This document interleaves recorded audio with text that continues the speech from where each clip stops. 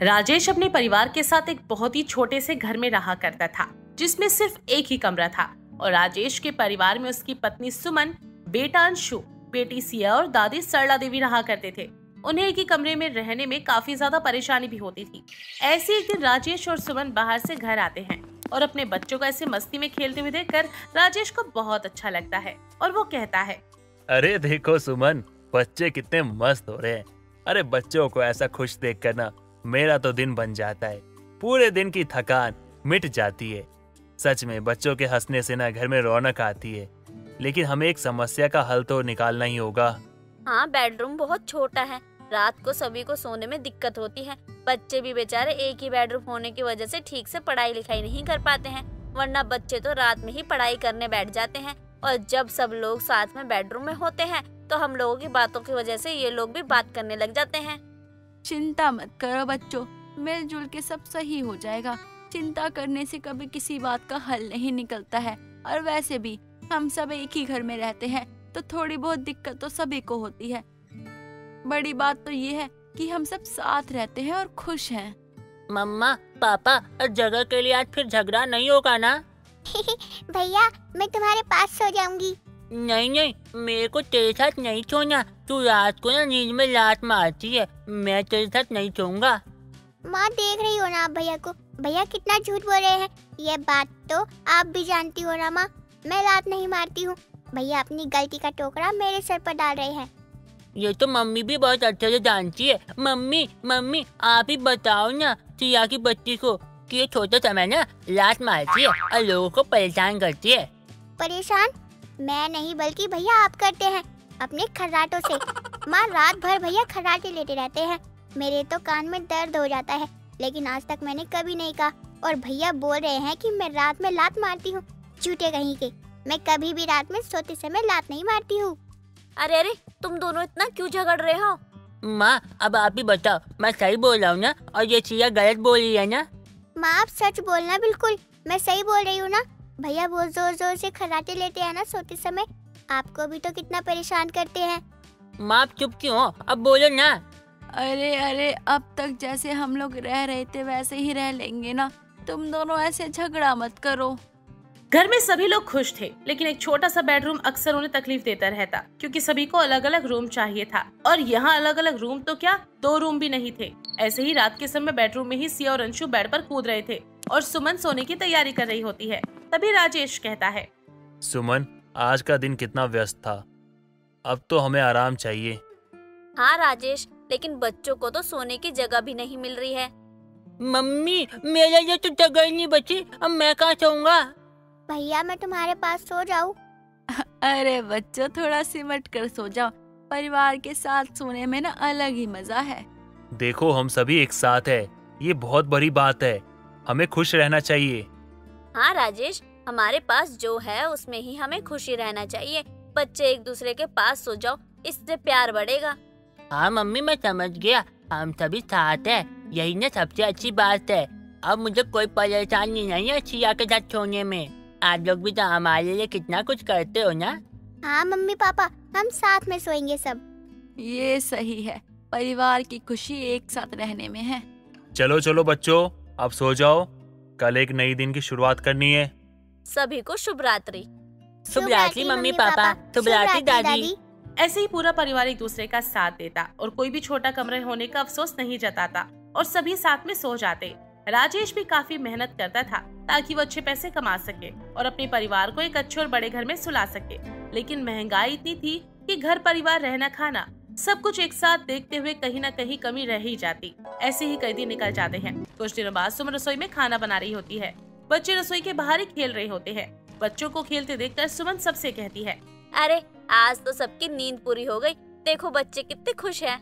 हाँ सुमन, परिवार के साथ रहकर ना बहुत खुशियाँ मिलती है। पापा हम फिर से साथ सोएंगे ना? हाँ मम्मी, कल रात बहुत मजा आया। हाँ बच्चों, हम सब एक साथ रहेंगे और खुश रहेंगे। देख रहे हो ना सुमन और राजेश, बच्चे भी समझ जाते हैं जहाँ परिवार होता है वहीं अच्छा लगता है। वरना कमरे में तो बहुत लोग रहते हैं लेकिन खुशियाँ हर जगह नहीं होती है। वैसे भी पहले के समय सभी लोग आंगन में ही सोया करते थे, तब तो कोई ये नहीं कहता था कि उन्हें अलग कमरे में रहना है। हाँ माँ जी, आप बिल्कुल सही कह रही हैं। साथ में सोते हैं तो ज्यादा चैन की नींद आती है। पूरा परिवार साथ होता है, काफी अच्छा लगता है।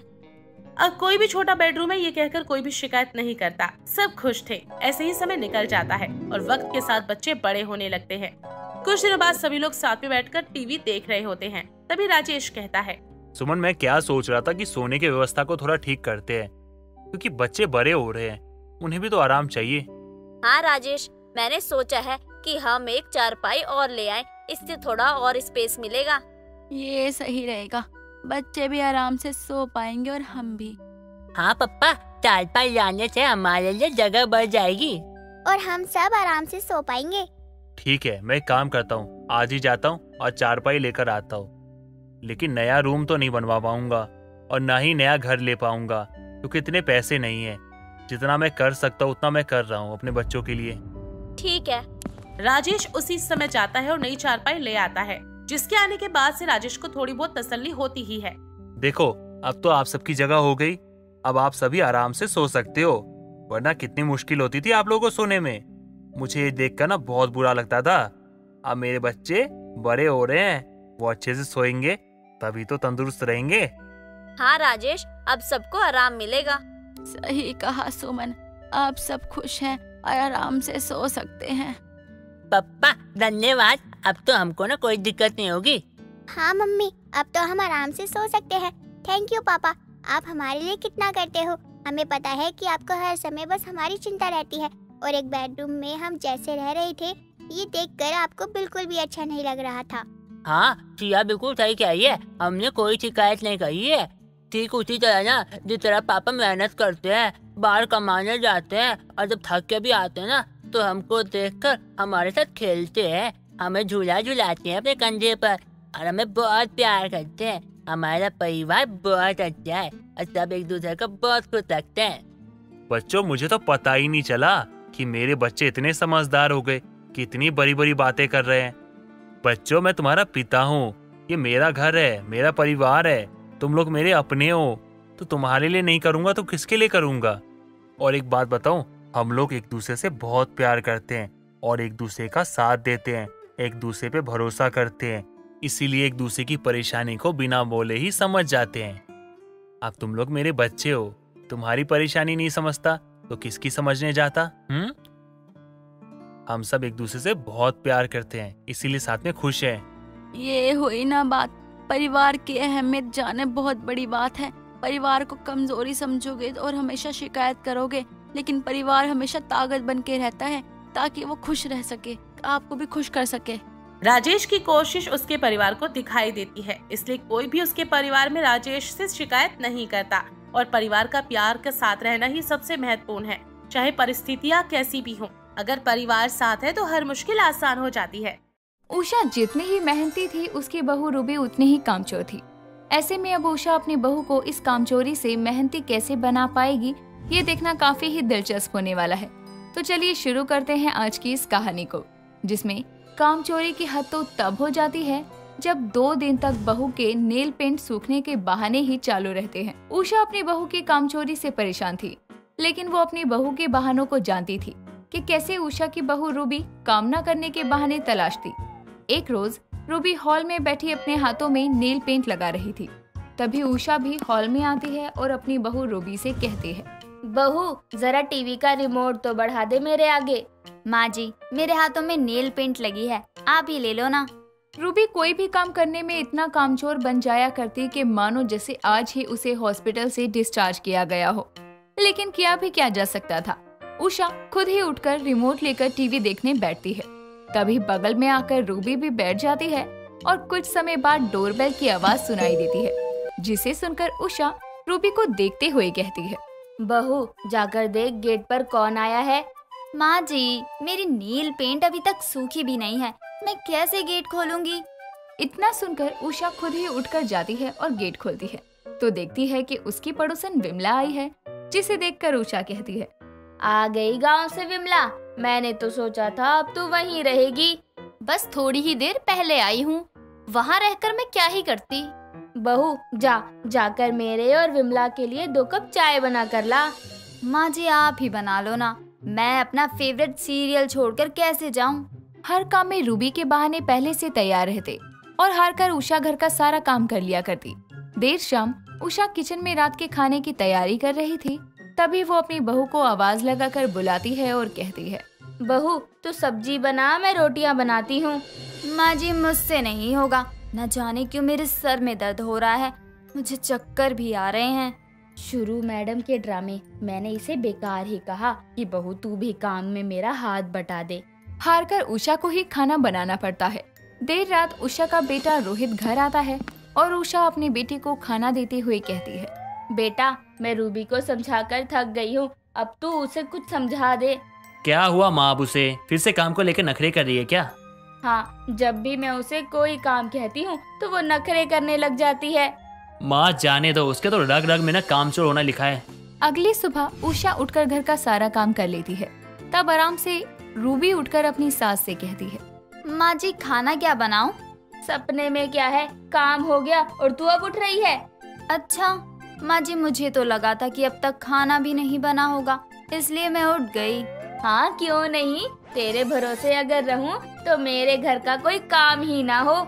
ये बातें चल ही रही थी कि तभी विमला का आना होता है। विमला रूबी को देखकर कहती है, बहू लगता है तेरी सुबह अभी नहीं हुई है, ऐसी क्या बात है जो तू इतनी लेट उठी?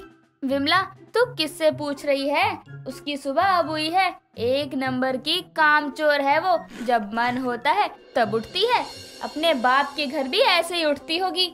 बहू ये तेरा ससुराल है, मायका नहीं, यहाँ तो तुझे जल्दी उठकर काम करना ही पड़ेगा ना। विमला आ बैठ, इसे समझाना और पत्थर पर सर मारना एक बराबर है। विमला आंटी, मैं तो समय से ही उठना चाहती हूँ, लेकिन न जाने रात में काम करके सोने के बाद नींद ही नहीं खुलती। हाँ, रात को पत्थर तोड़ेगी तो सुबह आँख कैसे खुलेगी? सीधा सीधा कह दे कि मुझसे कोई काम नहीं होता, मैं हूँ ही कामचोर। ये सुनकर रूबी अपने कमरे में चली जाती है, लेकिन रूबी के जाते ही विमला उषा से कहती है, उषा देख, मैं तुझे कह रही हूँ, जितनी तू मेहनती है उतनी तेरी बहू आलसी है। उसे समझाया कर, काम काज नहीं करेगी तो तू कब तक काम करेगी? मैं तो समझा समझा कर थक गई हूँ, लेकिन ये सुनने का नाम ही नहीं लेती। तू कुछ समय के लिए अपने मायके चली जा, खुद ही काम करेगी तो पता चलेगा। अगर फिर भी अपनी आदतों से बाज नहीं आई तो? तू इसे सबक नहीं सिखाएगी तो ये अपने आलस को कैसे छोड़ेगी?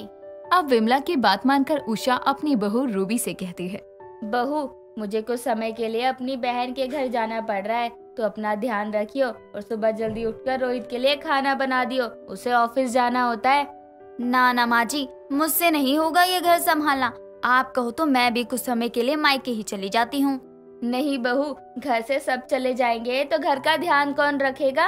अब जैसे तैसे उषा अपनी बहू पर घर की, रोहित की और उसकी खुद की जिम्मेदारियां छोड़ के चली जाती है। ऐसे ही अगली सुबह रूबी 5 बजे से उठकर काम पर लग जाती है।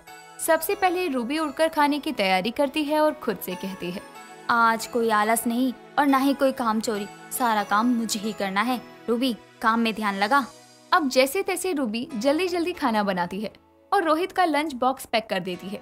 ये देखकर रोहित भी रूबी से कहता है, क्या बात है, आज तो मुझे खाना समय पे मिल गया। मुझे तो उम्मीद नहीं थी कि आज मुझे खाना समय पे मिलने वाला है। अब माँ जी नहीं है तो काम तो करना ही पड़ेगा मुझे। रोहित के ऑफिस जाने के बाद रूबी किचन में जाकर बर्तन धो रही थी।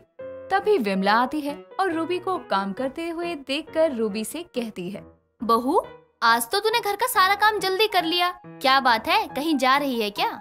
नहीं आंटी जी, माँ जी अपनी बहन के घर गई हैं, तो मुझे ही करना है, तो सोचा सब कुछ जल्दी कर लूं। बता, तुझे सब कामचोर कहते हैं, तू तो सुबह से उठकर काम करने में लगी पड़ी है। वाकई तू बहुत मेहनती है। आंटी आप बैठो, मैं आपके लिए चाय बना दूं। नहीं नहीं, बस घर में बहुत काम है, मैं उषा से मिलने आई थी, अब वो है ही नहीं, तो तू अपना ध्यान रखियो। ये देखकर विमला को बहुत खुशी होती है कि उसका और उषा का प्लान काम कर गया। ऐसे में विमला अपने घर जाती है और उषा को कॉल करके कहती है, तेरी बहू तो सुबह 5 बजे से उठकर घर के काम में लगी हुई है। आज तो उसने खुद से मुझे चाय भी पूछी, लेकिन मैंने ही मना कर दिया। सच कह रही है क्या तू विमला? ऐसा कैसे हो सकता है? उससे एक बोतल पानी भी भरा नहीं जाता और तू कह रही है 5 बजे से उठकर काम कर रही है। तू खुद पूछ ले क्या कर रही है बहू, मैं भी तो अभी देख कर आई हूँ। उषा को यकीन नहीं होता कि उसकी कामचोर बहू काम कर रही है। अब उषा अपनी बहू को फोन लगाती है और रूबी से कहती है, बहू तूने घर का काम किया भी है या नहीं, या अभी तक सो ही रही है? माँ जी सारा काम हो गया, बस नहाने जा रही हूँ। सुबह सुबह ठीक तो है या सपने में बात कर रही है? ना माँ जी ना, मैं सच बोल रही हूँ, सारा काम हो गया है। यानी आज तूने काम चोरी नहीं की है? तभी वो कॉल कट कर देती है। लेकिन उषा को यकीन नहीं था कि उसकी कामचोर बहू काम भी करेगी, लेकिन वो तो घर का सारा काम करके नहाने जा रही थी। ऐसे में उषा मन में सोचती है, लगता है जिम्मेदारियां ज्यादा ही हो गई हैं। मेरी बहू अचानक से इतनी बदल गई। और 2 दिन बाद उषा घर आ जाती है और जैसे ही उषा घर आती है तो वो देखती है कि घर में बहुत साफ सफाई है। और ये सब देखकर उषा अपनी बहू रूबी से कहती है, बहू एक गिलास पानी तो ला दे। जी माँ जी अभी लाई। ये तो सच में सुधर गई। कभी और चेक करूँ कि ये कोई सपना तो नहीं। ये बोलकर उषा अपनी बहू से कहती है, बहू ये बैग्स मेरे कमरे में डाल दे और चाय बना देती तो सर का दर्द भी चला जाता। जी माँ जी बस अभी करती हूँ, पहले चाय बना दूँ। ये देखकर वाकई उषा को भी विश्वास नहीं हो रहा था कि 4 दिन की जिम्मेदारी में रूबी इतनी ज्यादा बदल जाएगी कि वो हर काम खुद ही करेगी। लेकिन देर आए दुरुस्त आए और रूबी अपनी जिम्मेदारियां संभालने लगी और रूबी भी अपनी सास की तरह ही मेहनती बन गई।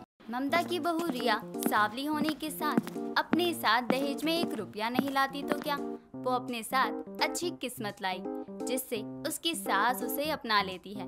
या फिर ममता को दहेज में पैसे वाली बहू चाहिए थी, जिसकी वजह से ममता अपनी बहू के साथ क्या करने वाली थी। चलिए जानते हैं इस कहानी में।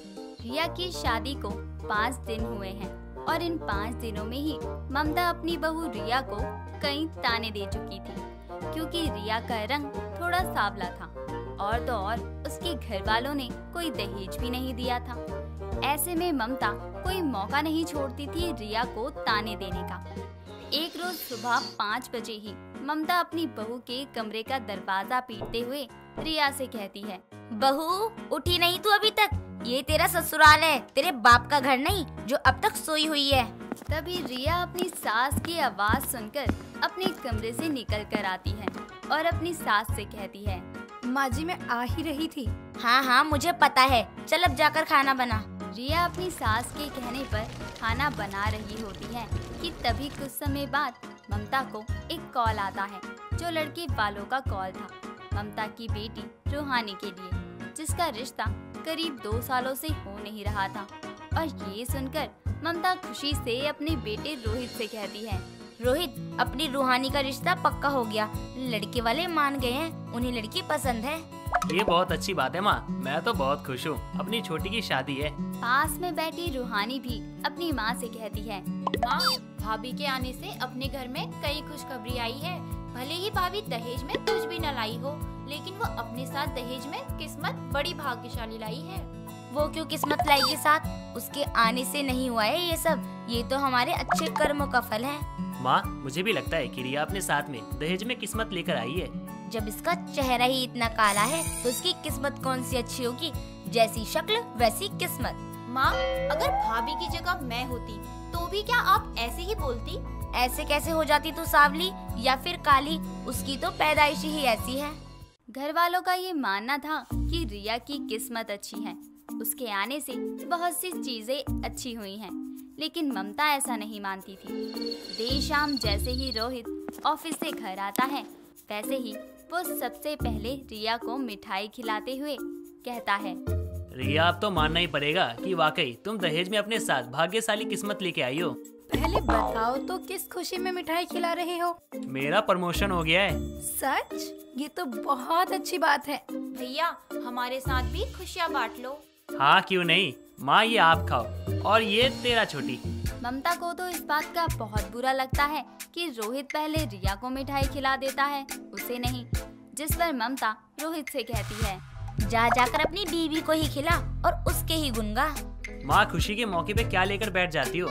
ये सब ऊपर वाले की मेहरबानी है, कोई किसी की किस्मत का नहीं खाता। और इसकी किस्मत से तो कुछ भी होने वाले भी हो तो पहले ही कुछ अशुभ हो जाए। माँ हमने ये थोड़ी ही कहा था कि हम भाभी की किस्मत से जी रहे हैं। हमारे कहने का मतलब था कि उनकी किस्मत अच्छी है और उनका इस घर में आना शुभ है। ये बातें चल ही रही होती हैं, तभी ममता से मिलने कांता आती है, जो कि ममता की पड़ोसन है, और वो रोहित के हाथों में मिठाई का डब्बा लिए देखकर रोहित से कहती है, किस खुशी में मिठाई खिला रहा है? इसका प्रमोशन हुआ है इसकी मेहनत से, और ये कह रहा है इसकी बीवी की वजह से इसका प्रमोशन हुआ है, क्योंकि वो दहेज में कुछ नहीं लाई लेकिन किस्मत जरूर लाई है। हाँ, सही तो कह रहा है रोहित। तेरी बहू दहेज में कुछ लाए या ना लाए, किस्मत तो जरूर लाई है। तभी तो तेरी बेटी का रिश्ता भी पक्का हो गया है और अब रोहित का प्रमोशन भी हो गया है, तो किस्मत तो तेरी बहू की वाकई में अच्छी है। तू भी इनके साथ शामिल हो गई? मैं तो सच ही कह रही हूँ, जो मुझे दिखा, वरना इतने सालों में तो मैंने कुछ अच्छा नहीं सुना तेरे घर के बारे में। अगले दिन ममता आंगन में बैठी होती है, तभी रिया को पोछा लगाता हुआ देखकर ममता अपनी बहू को ताने मारते हुए कहती है, मेरे घर वाले तो पागल हो गए हैं, ना जाने किस्मत लेकर बैठे हैं। इनके बाप ने दहेज तो दिया नहीं, किस्मत कहाँ से देंगे। ममता वहाँ से उठकर गेट के बाहर ही जा रही होती है कि तभी रिया अपनी सास से कहती है, माँ जी, आप अपने कमरे में चले जाइए, क्योंकि वहाँ मैंने पोछा लगा दिया है। हाँ, अब तो कुछ समय बाद ही मुझ पर भी हुक्म चलाने लगेगी। जैसे ही ममता अपने कमरे में जाने लगती है, वैसे ही वो बाहर शोर सुनती है कि किसी ने कांता की चैन छीन ली है। ये सुनकर ममता हैरान रह जाती है, क्योंकि कांता तो ममता के घर आ रही थी, लेकिन उससे पहले ममता दरवाजे पर बैठने जा रही होती है। ऐसे में ममता अपनी चैन को देखकर कहती है, आज तो जान बच गई, नहीं तो कांता की जगह मेरी चैन जाती। क्या सच में मेरी बहू अपने दहेज में किस्मत लाई है? उसके कहने पर ही मैं कमरे में गई, नहीं तो घर से बाहर जा रही थी। ममता ये सोच ही रही होती है कि तभी कांता रोते हुए ममता के पास आती है और उससे कहती है, ममता देख, मैं तेरे घर के पास ही आ रही थी, लेकिन 2 बाइक पर चोर आए और उन्होंने मेरी सोने की चेन गले से खींच ली। सुनी मैंने तेरी सारी बातें। अगर आज तू नहीं जाती तो मैं भी बाहर जा रही थी, लेकिन बहू ने कहा कमरे में चले जाओ और मैं कमरे में चली गई। और तू कहती है कि तेरी बहू की किस्मत बहुत बुरी है। वो तो अपने साथ दहेज में वाकई खुशियाँ लेकर आई है, तू मान या ना मान, लेकिन मैं तो लुट गई, बर्बाद हो गई। ममता, अब क्या करूँ मैं? रोने धोने से कुछ नहीं होगा, जो हो गया सो हो गया। सोच, तेरी जान तो बच गई ना। अब जैसे ही ये बात रोहित और रूहानी को पता चलती है, वो भी रिया की किस्मत का होना बता रहे थे कि वाकई रिया की किस्मत इतनी अच्छी है। लेकिन ममता तो अब भी उसकी किस्मत को कोस ही रही थी, लेकिन कहीं ना कहीं उसे भी लगता है कि ये रिया की वजह से ही हुआ है। अगर वो नहीं टोकती तो शायद कांता की जगह ममता बाहर होती और उन चोरों की शिकार हो जाती। अगली सुबह सारा काम हो जाने के बाद ममता अपनी बहू रिया से कहती है, बहू, तेरा काम हो गया हो तो जाकर मार्केट से सब्जी लेकर आ। माँ जी, वो थोड़े कपड़े धोने हैं, वो कर लेती हूँ, उसके बाद ही जाऊंगी। आकर घर का काम हो जाएगा, तू पहले बाहर का काम निपटा ले। रिया अपनी सास की बात ना मानकर कपड़े धोने में बिजी हो जाती है और कुछ समय बाद ममता सीढ़ियों से उतरते हुए एक बार फिर रिया से कहती है, बहू, तुझे मैंने कहा ना कि जाकर मार्केट से सब्जियां ले आ, शाम हो जाएगी। बस माँ जी, कपड़े छत पर डाल दो, फिर मेरा काम हो जाएगा। ये कहकर रिया छत पर जा ही रही होती है और ममता नीचे आ रही थी।